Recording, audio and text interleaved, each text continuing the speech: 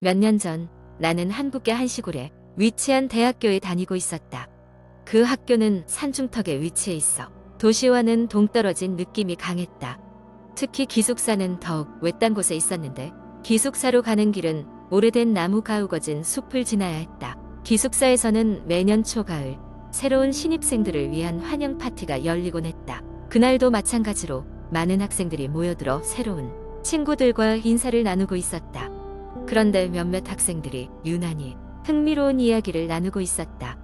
바로 302호 괴담이었다. 302호는 기숙사 3층에 위치한 방으로 몇 년 전부터 아무도 사용하지 않는 방이었다. 그 방에는 이유를 알 수 없는 차가운 기운이 흐르고 밤이 되면 홀로 있는 사람에게 이상한 환청이 들린다는 소문이 돌았다. 가장 유명한 이야기는 한 여학생이 그 방에서 혼자 잠을 자던 중 의문의 목소리를 듣고 실종되었다는 것이었다. 그 당시에 호기심 많은 성격 덕분에 나는 그날 밤까지 신경을 곤두세우고 있었다. 친구들과의 파티가 끝난 후 나는 혼자 302호에 가보기로 결심했다. 밤이 깊어 기숙사 복도는 조용했고 달빛만이 어렴풋이 빛나고 있었다. 계단을 올라 3층에 도착했을 때 문득 전율이 오싹하게 다가왔다. 복도에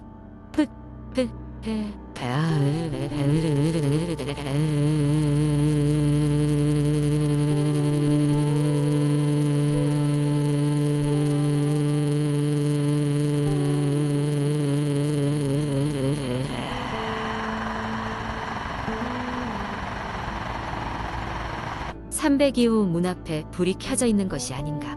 불길한 예감에 망설여졌지만 호기심이 더 컸던 나는 조심스럽게 문을 열었다.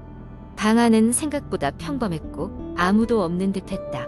하지만 방 구석에 놓인 고풍스런 옷장이 눈에 들어왔다. 마치 나를 부르는 듯한 기묘한 기운에 이끌려 나는 옷장 문을 천천히 열고 말았다.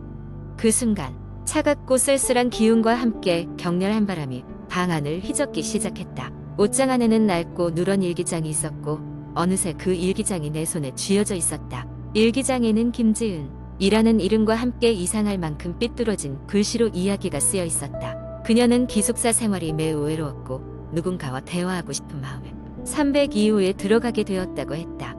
그런데 그 방에 들어간 이후로 들리기 시작한 이상한 목소리에 대해 기록해두고 있었다. 내 말을 들어줘. 이곳에서 나가지만 라는 글귀로 끝이 난 일기장. 나는 이유를 알 수 없는 공포에 휩싸여 일기장을 덮었다. 그리고 그 순간 귓가에 환청처럼 들리는 낮고 섬뜩한 목소리가 있었다.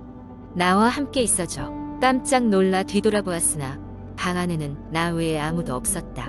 심장 박동이 빨라졌고 두려움에 눌려 도망치듯 밖으로 뛰쳐나왔다. 복도를 달려 기숙사 방으로 돌아온 나의 몸은 식은땀으로 범벅이 되어 있었다. 그 일 이후로 나는 302호에는 다시 가지 않았다. 친구들에게 이 이야기를 했을 때 대부분은 웃어 넘겼지만 몇몇 학생은 진지하게 듣고 조심하라고 말했다.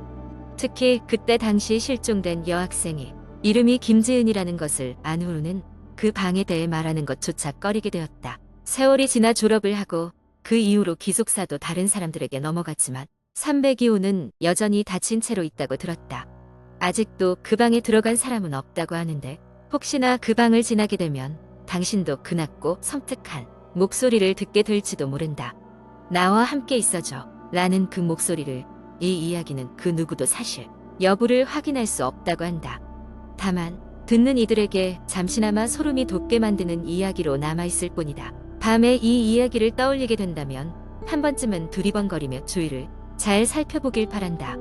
기숙사의 어둡고 긴 복도에서 당신에게 말을 걸지도 모르니. 두 번째 이야기. 나는 항상 늦은 밤까지 컴퓨터 앞에 앉아 있는 것을 좋아했다. 그날도 역시 새벽 1시가 넘도록 인터넷을 배회하고 있었다. 내가 자주 가는 한 인터넷 커뮤니티에는 밤이 깊어질수록 귀신이 얽힌 경험담을 나누자는 제목의 글이 있었다. 평소 호기심이 많았던 나는 흥미를 느끼고 그 게시물에 들어가 한 장 한 장 이야기를 읽어 내려갔다. 그러던 중 한 댓글이 눈에 띄었다. 거울 속에 다른 누군가가 보인 적이 있는 사람. 처음에는 그저 흔한 공포 요소라고 생각했지만 댓글을 읽어 내려갈수록 나는 서서히 등골이 서늘해지는 것을 느꼈다. 누군가는 분명 집에서 혼자였는데 화장실 거울에 자기 얼굴 뒤로 낯선 얼굴이 보였다고 했다. 또 다른 누군가는 새벽에 부엌에 물을 마시러 갔다가 창문에 비친 거울 속 자신의 모습이 창백하게 웃고 있었다는 경험담을 적어놓았다. 별것 아니겠지 하면서도 왠지 모르게 그 이야기가 마음에 걸렸다. 조금 신경이 쓰였지만 커피로 가득 채운 머그잔을 들고 나는 거실로 갔다. 내 방은 컴퓨터와 작은 침대, 그리고 커다란 거울이 있는 곳이라 오랜 시간 그 안에 있으면 갑갑함을 느꼈기 때문이다. 거실에 도착해 소파에 앉아 커피를 마시다가 문득 욕실에 가고 싶어졌다. 가벼운 발걸음으로 욕실로 향했다. 불을 켜고 세면대 앞에 섰다. 물을 트는 순간 커다란 거울 속에 비친 내 모습과 눈이 마주쳤다. 그 순간 갑자기 머릿속에서 낯선 목소리가 들렸다. 돌아가지 마. 갑작스런 속삭임에 나는 한동안 거울을 쳐다보았다. 당황해서 그런지 심지어 내 반사된 모습이 누군가가 짓궂게 웃고 있는 것처럼 보였다. 나는 곧바로 고개를 돌려 욕실, 불을 끄고 빠르게 그곳을 나왔다. 잠시 거실에 서서 침착함을 되찾으려 했지만 마음은 여전히 불안했다. 그러나 곧 침대로 향했다. 아마도 너무 공포 이야기에 몰입했을 뿐이라는 자기 위안을 하면서 잠을 청했다. 그렇게 깜빡 잠에 들었던 것 같았다. 그런데 눈을 떴을 때 모든 것이 정적이었다. 온 방이 깜깜하고 나를 감싼 이불 속마저 차갑게 식어 있었다. 그리고 어딘가에서 웅웅대는 소리와 함께 집안이 서서히 떨리기 시작했다.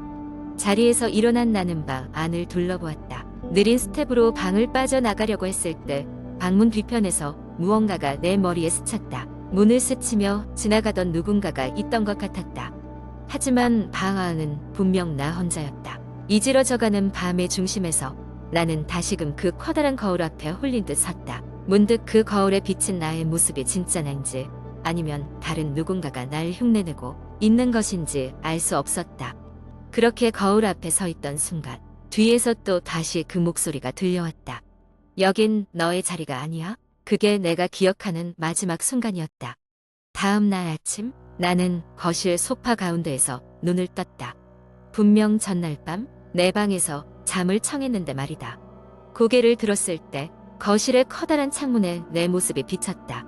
그런데 그 반사된 얼굴은 정말 내가 웃고 있지 않았던가. 그 이후로 나는 거울 속에 비친 나 자신의 모습을 더 이상 직시할 수 없게 되었다. 언제 어디서나 그 속에 다른 무엇이 있을지도 모른다는 공포에 사로잡히고 말았기 때문이다. 여전히 나는 늦은 밤 인터넷에서 공포 이야기를 읽는다. 하지만 그날 이후 거울 속 내 눈을 마주치지 않도록 조심하면서 말이다. 언제 또 다른 무언가가 내게 말을 걸어올지 모르기 때문에. 세 번째 이야기. 한국 인터넷에서 흔히 볼 수 있는 공포 이야기는 종종 도시 전설이나 일상에서 겪은 미스터리한 경험을 바탕으로 합니다. 여기서는 한 예로 오래된 아파트에서 생긴 일을 바탕으로 공포썰을 만들어 보겠습니다. 나는 20대 초반 대학 졸업 후 첫 직장을 잡고 처음으로 독립하게 되었다. 월세와 생활비를 최대한 아껴야 했기에 찾고 찾다 발견한 곳이 바로 서울 외곽에 위치한 오래된 아파트였다. 건축 연도가 1980년대 초반으로 꽤 오래된 곳이었지만 나처럼 예산이 한정된 사람에게는 딱 맞는 선택이었다. 아파트 단지는 한때 번성했으나 이제는 쇠퇴하여 사람들도 거의 살지 않았다. 도착했을 때 나를 반겨준 것은 낡고 녹슨 철문 과곳곳에 금이 간 낡은 계단들이었다. 그렇지만 그곳은 내 첫 번째 독립 공간이었다. 이사 온 첫날 짐을 풀고 늦은 밤에야 잠자리에 들었다. 그날 밤 꿈인지 생시인지 모를 기묘한 경험을 했다. 누군가 방문을 두드리며 내 이름을 부르는 것이었다. 문득 눈을 떴을 때 어두운 방에서는 희미한 발자국 소리가 들렸다. 나는 잠시 망설이다 불을 켰지만 아무도 없었다. 피곤해서 그런 거라고 스스로를 안심시키고 다시 잠들었다. 며칠이 지나고 일상에 익숙해질 무렵 이상한 일들이 계속되기 시작했다. 냉장고 위에 두었던 유리잔이 이유 없이 바닥에 떨어져 산산조각이 났고 전등은 자꾸 깜빡이며 꺼지고 켜졌다. 다시 불을 켜보면 언제 그랬냐는 듯 아무 일도 없던 것처럼 돌아왔다. 가장 소름 끼쳤던 것은 거울이었다. 어느 날 아침 양치를 하다가 욕실 거울을 무심코 보았을 때였다. 안개 낀 거울 표면 위로 낯선 손자국 하나가 찍혀 있었다. 손가락의 길이는 아이의 것처럼 짧고 작았다. 그 순간 스멀스멀 온몸에 소름이 돋았다. 그 이후로 점점 더 많은 이상한 일들이 생겨났다. 새벽이면 복도에서 얇고 창백한 여자의 웃음소리가 메아리쳤고, 마주칠 사람 없던 계단에서는 가끔씩 누군가 뒤를 따라오는 듯한 느낌을 받았다. 계단을 내려갈 때마다 보이지 않는 손길이 내 등을 밀어내는 듯했다. 아파트에 사는 다른 이웃들을 찾아가 물어보았지만 그들은 대부분 무관심했다. 그러다 한 할아버지를 알게 되었다. 그분은 이곳에 30년 동안 살아오신 터줏대감 같은 분이셨다. 할아버지는 나의 이야기를 듣고는 조용히 말했다. 그거 혹시 그 아이 아니냐고. 할아버지에 따르면 이 아파트가 처음 건설되고 얼마 지나지 않아 한 가족이 살던 7층에서 어린 여자아이가 불의의 사고로 목숨을 잃었다고 했다. 그 이후로 그 층과 그 주변에서는 이상한 소문들이 돌았다는 것이었다. 사람들은 그녀가 이곳을 떠나지 못하고 여전히 방황하고 있다고 믿었다. 결국 나는 그 아파트를 떠나기로 결심했다. 짐을 싸던 날 문 밖에서 가만히 들려오던 아이의 웃음소리를 끝으로 나는 그 낡은 아파트를 뒤로했다. 다시는 그곳으로 돌아가지 않을 것이고, 아마도 그 아이의 웃음소리는 오랫동안 애써 잊으려 해도 잊혀지지 않을 것이다. 이후 새로운 곳에서 나는 아무 일 없이 잘 지내고 있다. 하지만 가끔씩 새벽녘에 누군가 내 이름을 부르는 소리에 잠에서 깰 때면 여전히 등골이 오싹해지고는 한다. 그 아파트에서의 경험은 그렇게 나를 계속 따라오고 있었다.